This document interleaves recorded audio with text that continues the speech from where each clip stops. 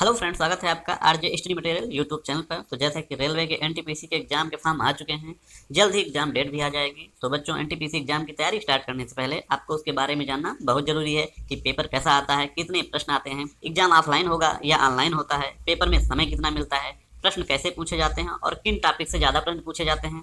तो इन सभी प्रश्नों के जवाब के लिए आपको एनटीपीसी के प्रीवियस ईयर क्वेश्चन देखना पड़ेगा। तो फ्रेंड, आप सभी के लिए मैं एनटीपीसी के प्रीवियस ईयर के प्रश्न कराने जा रहा हूं। तो इस वीडियो में एनटीपीसी के प्रीवियस ईयर के जीके जीएस सेक्शन का डिस्कशन होगा, क्योंकि आपको इस सब्जेक्ट के इतने बड़े सिलेबस को कवर करना बहुत मुश्किल लगता है। और अगर एग्जाम में जीके अच्छा कर लेंगे तो अन्य किसी सब्जेक्ट में ज़्यादा परेशानी नहीं होगी और आपका पेपर भी अच्छा होगा।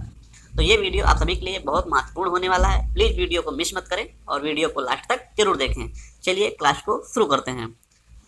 तो आज का जो पेपर है, ये पेपर है 3/4/2021 का फ्रेंड। इसमें जो है 10:30 से 12 के बीच का जो शिफ्ट का एग्जाम हुआ है, उसके सभी जीके के क्वेश्चन का डिस्कशन करते हैं। फर्स्ट क्वेश्चन है फ्रेंड, चीन ने अपने कृत्रिम सूर्य के लिए इनमें से किस तकनीक का उपयोग किया है?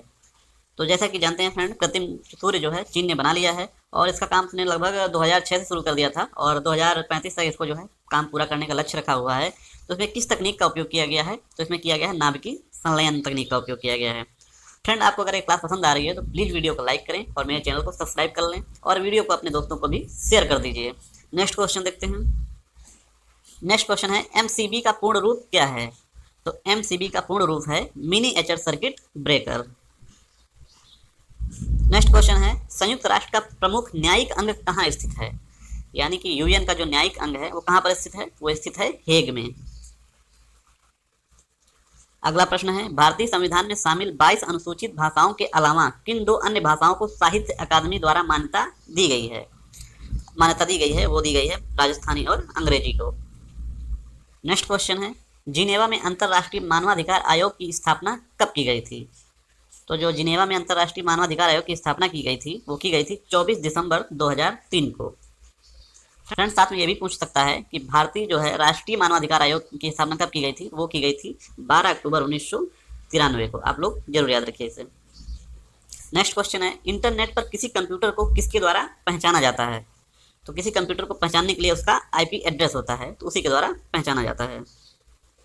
नेक्स्ट क्वेश्चन, कम्युनिस्ट इंटरनेशनल के नेतृत्व हेतु चयनित किए जाने वाले प्रथम भारतीय कौन थे?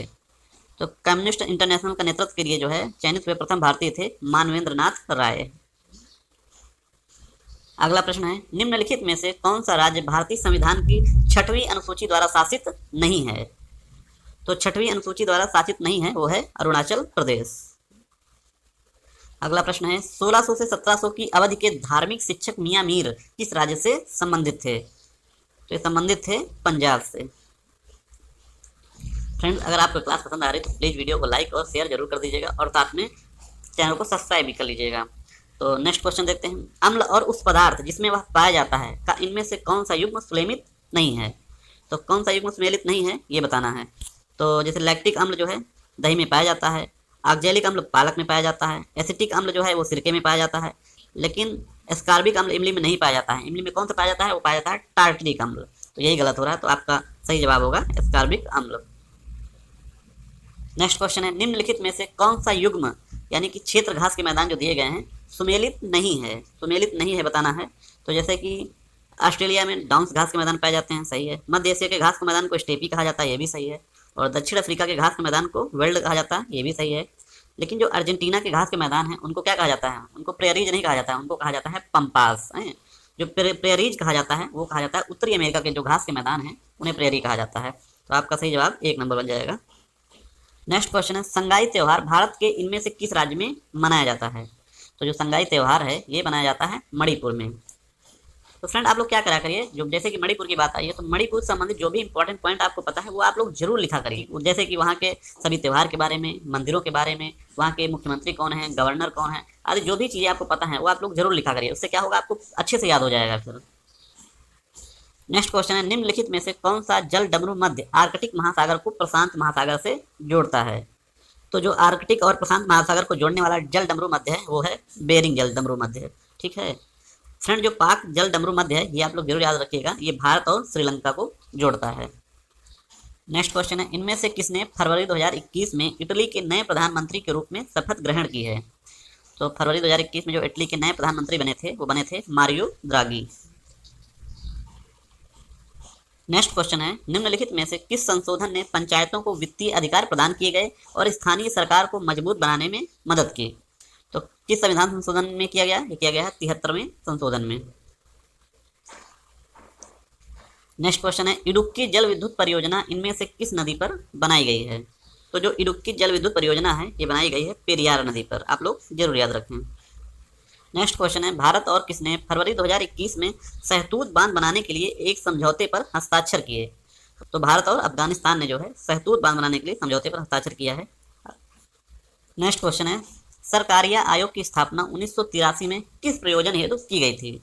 यानी कि जो सरकारिया आयोग था इसकी जो है स्थापना किस लिए की गई थी? तो इसकी स्थापना जो की गई थी वो की गई थी राज्य और केंद्र सरकारों के बीच जो है संबंध और शक्ति के संतुलन की जांच करने और परिवर्तनों को सुझाव देने के लिए किया गया था। नेक्स्ट क्वेश्चन है, युवा बंगाल आंदोलन किसने शुरू किया था? तो युवा बंगाल आंदोलन शुरू करने वाले नेता थे हेनरी विवियन डिरोजियो। अगला प्रश्न है, मलाला ने शरणार्थी लड़कियों पर कौन सी पुस्तक लिखी है? तो उनकी बहुत फेमस पुस्तक है वी आर डिस्प्लेस्ड, बहुत इंपॉर्टेंट पुस्तक है। फ्रेंड आप लोग जो है चैनल को सब्सक्राइब भी कर लीजिएगा और क्लास को लाइक भी कर दीजिएगा, काफ़ी इंपॉर्टेंट प्रश्न है, आपको एग्जाम में जरूर मदद मिलेगी। तो नेक्स्ट क्वेश्चन है, भारतीय राष्ट्रीय कांग्रेस के पहले अधिवेशन की अध्यक्षता किसने की थी? तो जो भारतीय राष्ट्रीय कांग्रेस से पिछले पेपर में पूछा गया था कि पहला अधिवेशन कब हुआ था, पहला अधिवेशन कहाँ पर हुआ था, अब इसमें पूछ लिया गया है कि उस अधिवेशन की जो है अध्यक्षता किसने की थी? तो इसकी की थी अध्यक्षता WC बनर्जी ने। इसीलिए मैं कहता हूँ कि आप लोग जो भी प्रश्न आए उससे संबंधित जो भी इंपॉर्टेंट प्रश्न बन सकते हैं उन्हें भी तैयार कर लिया करिए, उससे जो है आपको काफ़ी मदद मिलेगी। क्वेश्चन है, उस डच का नाम बताइए जिसने भारत में आधुनिक शिक्षा के संवर्धन में राजा राम मोहन राय की मदद की। जो डच थे वो थे डेविड हेयर, इन्होंने जो है आधुनिक शिक्षा के लिए राजा राम मोहन राय की मदद की थी। नेक्स्ट क्वेश्चन है, इनमें से किस संघ के सदस्य मुक्त जीवन जीने वाले विशिष्ट समुद्री जीव होते हैं? तो ये होते हैं एकाइनोडर्मेटा। अगला प्रश्न कई बार एग्जाम में पूछा गया है फ्रेंड कि हीराकुंड बांध किस नदी पर बना है? तो बना है महानदी पर। नेक्स्ट क्वेश्चन है, उबंटू, मिंट और फेडोरा इसमें से जो है किसके संस्करण हैं? तो ये संस्करण है लिनक्स के। नेक्स्ट क्वेश्चन है कि भारतीय संसद द्वारा RTI अधिनियम कब पारित किया गया था और इसे राष्ट्रपति की मंजूरी कब प्राप्त हो गई थी? तो जो ये पारित किया गया था वो किया गया था मई 2005 में और एक महीने बाद मतलब जून 2005 में इसमें राष्ट्रपति की मंजूरी मिल गई थी। नेक्स्ट क्वेश्चन पूछा गया है कि MSP का पूर्ण रूप क्या है? तो MSP का पूर्ण रूप है minimum support price. Next question है कि शिक्षा, स्वास्थ्य और ग्रामीण आत्मनिर्भरता के क्षेत्र में अपार योगदान के लिए निम्नलिखित में से किस महान हस्ती को 2019 में देश के सर्वोच्च नागरिक पुरस्कार भारत रत्न से सम्मानित किया गया था? तो जो शिक्षा, स्वास्थ्य और ग्रामीण आत्मनिर्भरता के लिए अपार योगदान किया गया था ये किया गया था नानाजी देशमुख के द्वारा। नेक्स्ट क्वेश्चन है, राष्ट्रों का राष्ट्रमंडल जिसे सामान्यतः राष्ट्रमंडल के रूप में जाना जाता है ये जो है एक राजनीतिक संघ है। अगला प्रश्न है कि समस्थानिक शब्द का अभिप्राय क्या है? तो जो समस्थानिक शब्द है इसका मतलब है समान परमाणु क्रमांक किंतु भिन्न भिन्न द्रव्यमान संख्या वाले तत्व। नेक्स्ट क्वेश्चन है कि भारतीय रक्षा मंत्रालय द्वारा राफेल विमान इनमें से किस देश से खरीदा गया है? तो जो राफेल विमान है वो किस देश से खरीदा गया था? ये तो काफ़ी विवादों में रहा है, आप लोगों को ज़्यादा से ज़्यादा पता होगा, ये खरीदा गया था फ्रांस से।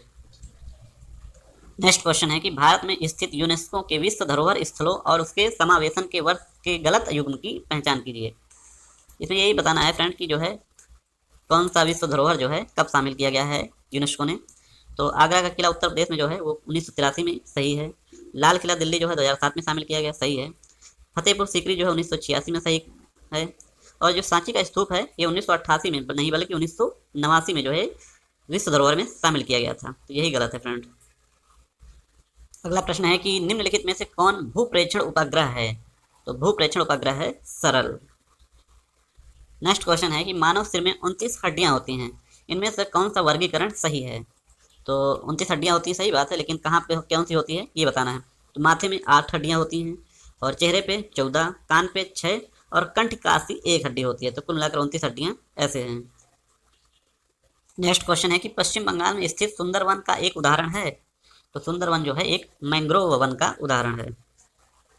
तो फ्रेंड इस पेपर के जो है सभी जीके जीएस के जो प्रश्न थे उनको कराया गया है। आपको क्लास कैसी लगी प्लीज़ कमेंट करके जरूर बताएं। फ्रेंड अगर आपको वीडियो पसंद आई है तो प्लीज़ वीडियो को लाइक करें और मेरे चैनल को सब्सक्राइब कर लीजिए और अपने दोस्तों को भी शेयर कर दीजिए। मिलते हैं एक नई क्लास में। धन्यवाद फ्रेंड्स, जय हिंद।